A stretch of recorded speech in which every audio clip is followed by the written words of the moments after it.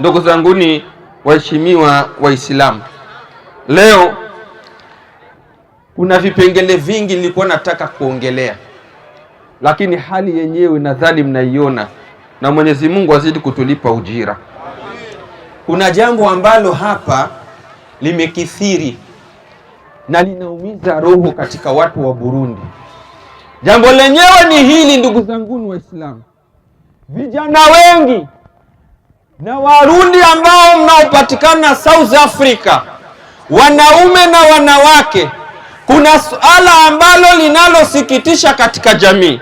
Alhamdulillah, ndoa ni nyingi, watu wanaoana, alhamdulillah, lakini la kusikitisha, talaka ni nyingi.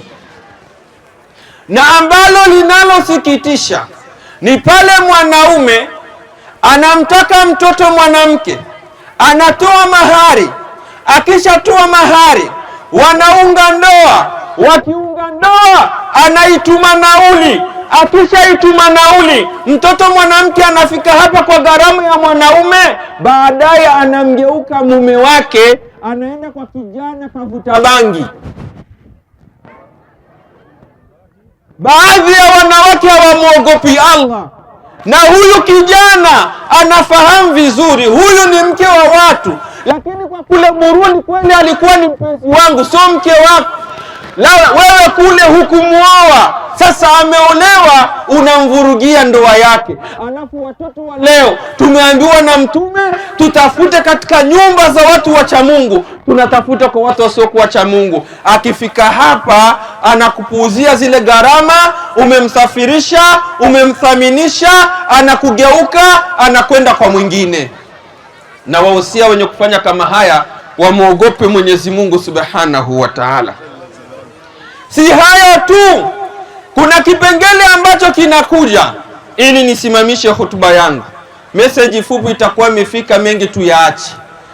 Lingine ambalo linasikitisha, wako wanaume hapa, Mwenyezi Mungu anakuoneni, wallahi mnazana wake za watu, mnazana mke wa watu, na huyo mke anampachika mume wake mtoto wasiokuwa wake. Ni mengi, nimeshafanya utafiti. Nini anasema kiongozi wa umma, Mtume wetu Muhammad? Ibn Mas'ud amemuuliza Mtume Muhammad sallallahu alaihi wasallam, ayu dhambi a'zam, ni dhambi ipi kubwa ya Rasulullah? Mtume akamwambia, antaj'ala lillahi nidda, moja ni kumshirikisha Mwenyezi Mungu. La pili, antaktula waladaka khashyata an yaakula maka, ni kumuua mtoto wako kuhofia maisha, kutoa mimba na mengineo. La tatu, Mtume akasema dhambi kubwa kuliko zote, antuzani ya bikhalila tijarika, ni mtu kuzini na mke wa rafiki yake. Mnazalisha wake za watu, alafu mwenye mke hafahamu ya kwamba huyu mtoto sio wako wake. Wewe unabaki asiri na mke wa watu kama huyu mtoto ni wa kwako. Na hili Mwenyezi Mungu tunamwomba atunusuru na atupe mwongozo.